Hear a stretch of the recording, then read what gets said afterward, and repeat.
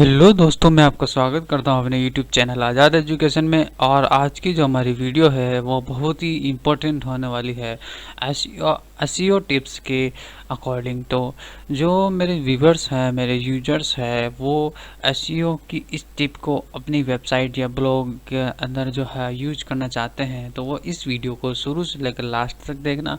मैं इसके अंदर जो है आपको htaccess फाइल के बारे में कम्प्लीटली जो है वो ट्यूटोरियल बताऊंगा।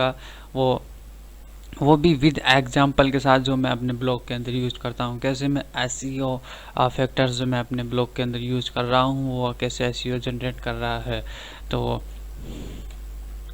उसके लिए हमें क्या करना होगा, सबसे पहले हम इंट्रो कर लेते हैं। htaccess फाइल क्या होती है, क्यों यूज़ में इसका किया जाता है।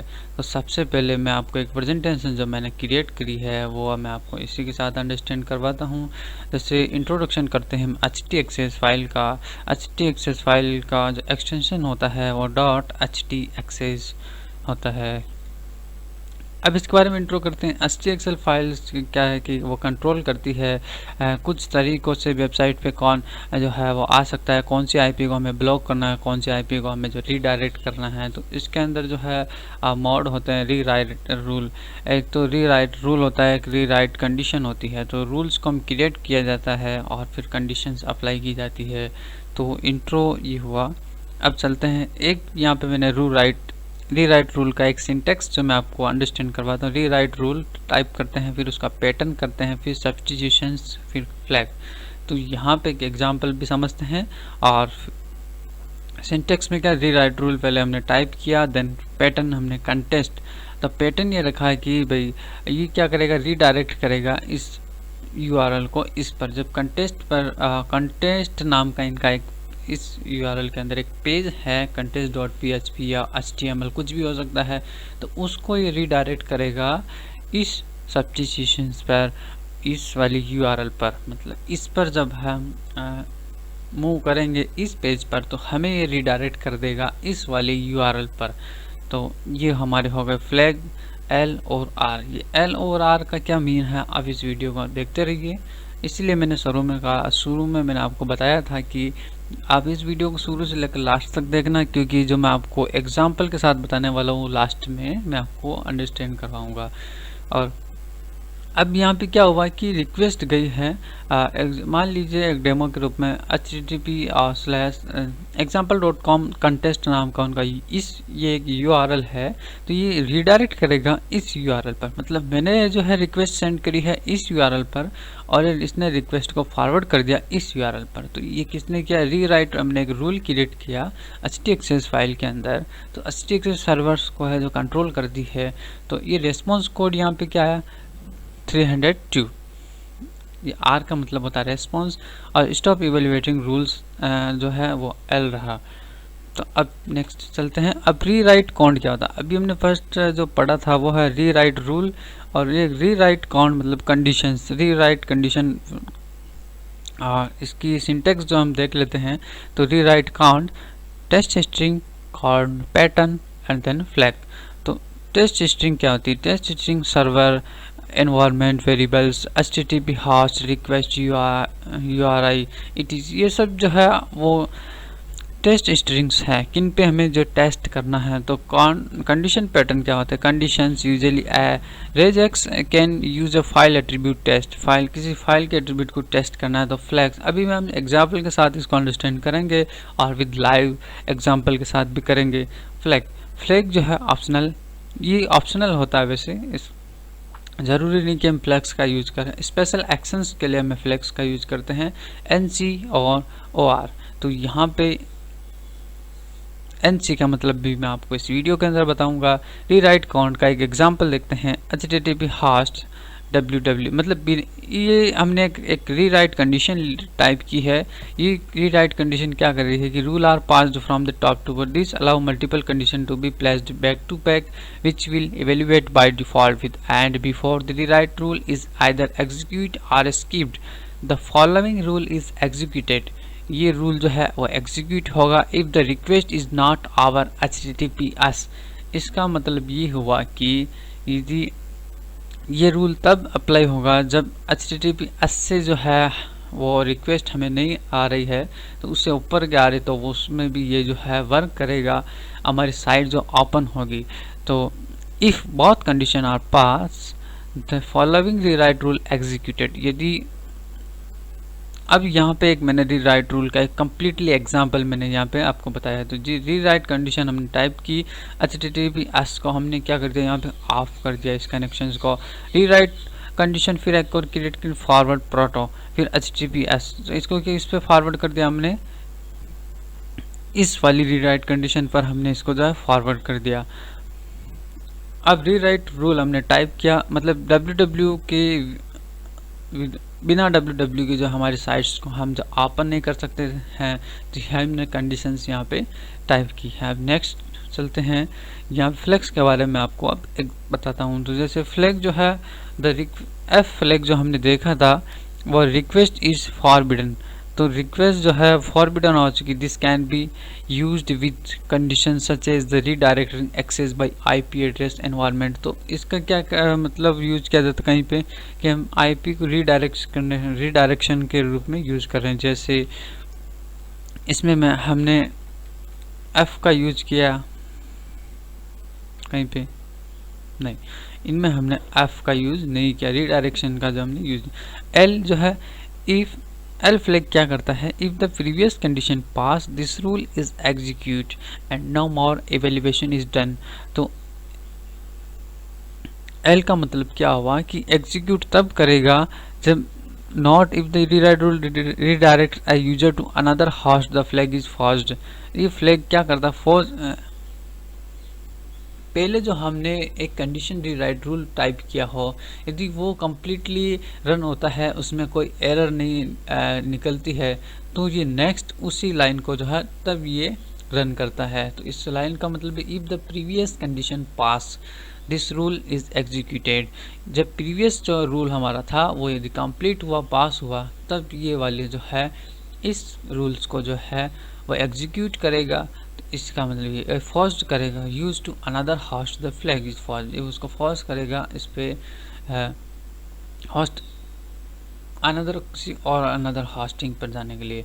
तो एनसी अभी हम देख रहे थे अभी लास्ट वाली में, तो ये यहाँ पे जैसे एनसी का यूज हमने किया, इसका मतलब होता है नॉन केस सेंसिटिव मैचिंग। यदि केस सेंसिटिव मैचिंग नहीं होता है तो कॉमनली यूज रीराइट कंडीशन, इसका यूज जो है रीराइट कंडीशंस के अंदर यूज किया जाता है where the host is evaluated. For example mysite.com is the same as mysite.com। तो यहाँ पे इसका मतलब ये हुआ कि हम दोनों जो है वो केस सेंसिटिव नहीं है, केस सेंसिटिव है तो, लेकिन फिर भी जो है वो इसी साइट को ओपन करेगा। हमने इस टाइप से भी टाइप किया है या इस टाइप से, तो इज द सेम, ये दोनों जो है सेम, अलग अलग नहीं है। नॉन केस सेंसिटिव का मतलब जो है हमने कैपिटल और स्मॉल में भी टाइप किया तो दोनों एक है, और केस सेंसिटिव का मतलब दोनों जो है डिफरेंट है। तो आर फ्लैग को हम इंस्टेंट करते हैं, इश्यू या रीडायरेक्ट का कोड विद द रिक्वेस्ट। अभी हमने देखा था इसमें लास्ट में कि ये हमने एक R301 का जो हमने इसका यूज किया था। आर मतलब ये क्या करेगा, इश्यू करेगा द फ्लैग 302 एंड फाउंड। अभी हमने 302 का यहाँ पे एग्जांपल देखा, मतलब कम्प्लीटली जो है रीडायरेक्ट यहाँ पे हो चुका था। तो मतलब जो रेस्पॉन्स कोड आया, मतलब कम्प्लीटली हमारा कोड जो उसने वर्क किया है, तो 302 जो रेस्पॉन्स कोड वो हमें मिला है। तो फाउंड टेम्परली मतलब रीडायरेक्शन के लिए इसका यूज किया जाता है, तो वहाँ पे रीडायरेक्शन हम कर रहे थे इसके अंदर।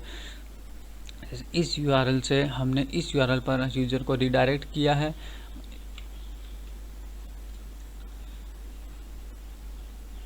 अब यहाँ पे जो है हमें ये दो जो प्रकार की रेस्पॉन्स हमें देता है। Commonly this will set as 301 and which send 301 moved permanently card. This best for SEO purpose where the all documents are redirect to new URLs। मान लीजिए अपनी वेबसाइट्स पर आपने कुछ अपडेटेशन किया है, न्यू URL बनाई है, और उन सब मतलब पेजों को आपने रीडायरेक्ट मान लीजिए आप सब जगह उस पेज को है जो अप्लाई किया हुआ है URL का हाइपरलिंक्स के अंदर। तो अब आप चाहते हैं कि सभी पे 20 या 30 पेज जो आपकी वेबसाइट के अंदर हैं, तो आप क्या करेंगे, उन सारे को चेंज करना, इतना टाइम वेस्ट नहीं करना है और सिंपली आपको जो है वो ऑल डॉक्यूमेंट हो चुका है। आपने न्यू एक पेज बनाया, मतलब जो उस पर रिक्वेस्ट जाएगी तो वो उसको जो है यूज़र को मूव कर देगा इस यूआरएल पर। तो इसका एग्जांपल अभी हमने देखा, फिर से मैं आपको अंडरस्टैंड करवाता हूँ।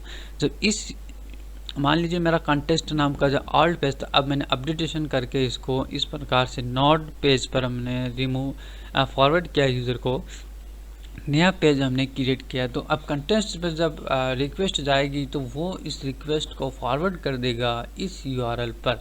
तो इसका यूज हुआ आर का, आर यहाँ पे ये देख सकते हैं आर का, और एल का मतलब आपको पता लगी क्या है, लास्ट वाली जो है वो रूल्स जो है वो सक्सेसफुली एग्जीक्यूट हुई है, तब ये वाला रूल इसको एग्जीक्यूट करना है। तो अब हम चलते हैं हमारे एग्जांपल्स की तरफ। ये हमारा जो है अंडरस्टैंडिंग वो हुई कंप्लीट। अब जो है मैं आपको अपने ब्लॉग htaccess फाइल को कैसे क्रिएट करना है, सब कुछ क्या करना है वो बताते हैं। तो यहाँ पे आपको किसी भी टेक्स्ट एडिटर के अंदर जाइए और वहाँ पे कंट्रोल एन या आप एक न्यू फाइल क्रिएट कर लीजिए और उसको सेव कर लीजिए .htaccess के नाम से सेव कर लिया आपने। फिर क्या करना है, यहाँ पे कुछ एरर डॉक्यूमेंट्स मैंने जो है वो डिस्क्राइब्ड किए हुए हैं, जैसे 400 एरर आएगी तो ये वाला पेज ओपन होगा, देन ये इसके लिए ये है। तो रीराइट इंजन आपको यहाँ पे टाइप करना है, रीराइट इंजन ऑन। यहाँ पे टाइप करने के बाद जैसे अब यहाँ पे मैंने मेरे साइट्स के अंदर क्या अप्लाई किया हुआ है, तो इसी में मैं वीडियो के अंदर बताने वाला था कि रीराइट कंडीशन, जब मेरे सारे पेज का जो एक्सटेंशन है वो .php है, php में मेरा जो ब्लॉग वो का है, तो उन सबको मैंने एक्सटेंशंस को रिमूव किया है। ऑल पेजेस विदाउट एक्सटेंशंस जो मैं उन पेजों को जो है वो एग्जीक्यूट करा सकता हूँ। एंड देन नेक्स्ट कंडीशन मैंने क्या लिखी, देखिए यहाँ पे मैंने फ्लैग का यहाँ पे यूज किया है। तो रीराइट कंडीशन और जो रिक्वेस्ट जो फाइल नेम है उनके लिए मैंने रिक्वेस्ट की है वो इस प्रकार से वो चेंज होंगे। तो रीराइट रूल एक प्रकार मैंने क्या लिखा, जैसे पोस्ट नाम का मेरा एक पेज है, उस पर मैंने PHP के एक्सप्लेनेशन करके भी मैं बताऊंगा आपको। ये इस प्रकार से एक URL क्रिएट हुई। तो जैसे ये PHP में URL कैसे क्रिएट होती है नॉर्मली, और जैसे post.php एंड क्वेश्चन मार्क हम लगाते हैं, फिर हम जो है पैरामीटर्स वो क्रिएट करते हैं। जैसे यहाँ पे मेरे 2 पैरामीटर्स हैं, 5 जैसे मेरे ID हो गई। देन एक और पैरामीटर क्रिएट करने के लिए हम क्या करते हैं, जैसे मैं यहाँ पे कैटेगरी पोस्ट नाम की मैंने एक पैरामीटर और क्रिएट करी और वहाँ पे मैं टाइप कर देता हूँ SEO। तो यहाँ पे इस प्रकार से ये जो है PHP की URL क्रिएट होती है विद पैरामीटर्स। तो इसी URL को हम SEO फैक्टर्स में जो है ज़्यादा नहीं माना जाता है। तो SEO अच्छा करने के लिए हमारी वेबसाइट्स का, हमारे ब्लॉग्स का, तो इस प्रकार से हमने जो इस URL को कन्वर्ट किया है इस टाइप से, जैसे ये एक SEO फैक्टर के लिए अच्छी मानी जाती है। तो हमारी URL जो है वो रिडायरेक्ट हो जाएगी इस वाली URL के पैटर्न में। तो अब मैं आपको एग्जांपल के साथ अंडरस्टैंड करवाता हूँ। जैसे हमारा ब्लॉग है azadeducation.in, इस पर हम मूव करते हैं और अब मैं आपको सबसे पहले इसका जो है एग्जांपल वो आपको दिखाता हूँ विदाउट मैं PHP एक्सटेंशंस जो है उन पेज पर कैसे एग्जीक्यूट करवा रहा हूँ। तो मैं इस पेज पर जाता हूँ vb.net ट्यूटोरियल्स। ओके, इस पेज पे मैं क्या देख सकते हैं, आपने यहाँ पे एक्सटेंशंस देखा है क्या .php का? नहीं, तो वो .php का एक्सटेंशन जो यहाँ पे नहीं आएगा। जैसे मैं अबाउट अस वाले पेज के अंदर एग्जीक्यूट करता हूं तो ये देखिए यहाँ पे भी .extension.php नहीं आ रहा है। तो इस प्रकार से जो है ये रूल जो है वर्क कर रहा है। देन नेक्स्ट रूल की बात करते हैं, ये वाले रूल की बात करते हैं।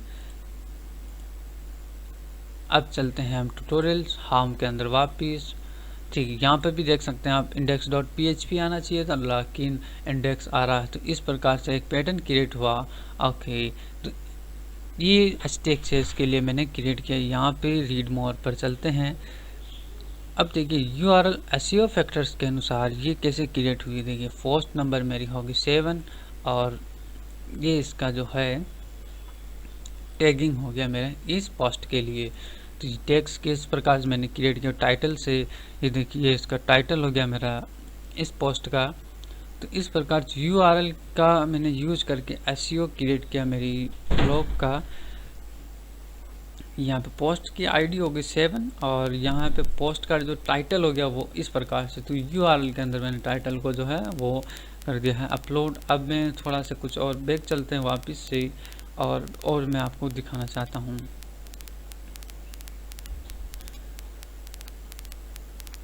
ये देखिए आप इसमें बॉटम पे यहाँ पे देख सकते हैं URL वो दिखा रहा है। पोस्ट नंबर 6 है वो hide apps without root any use WhatsApp और फेसबुक।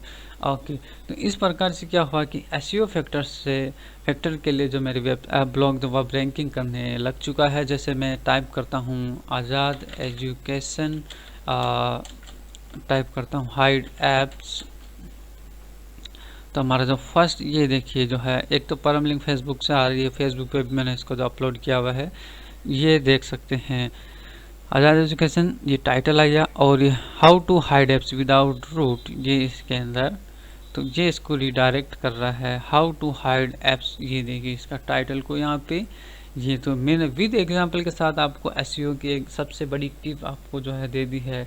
और उसका जो कोड भी आप देख सकते हैं, यहाँ पे आपको जाना है और यहाँ पे कोड भी आप कॉपी पेस्ट कर सकते हैं। तो थैंक्स फॉर वॉचिंग। यदि आपको ये वीडियो अच्छी लगी हो तो मेरे यूट्यूब चैनल को सब्सक्राइब कीजिए, शेयर कीजिए और अपने दोस्तों को ज़्यादा से ज़्यादा नॉलेज शेयर कीजिए। Thanks for watching.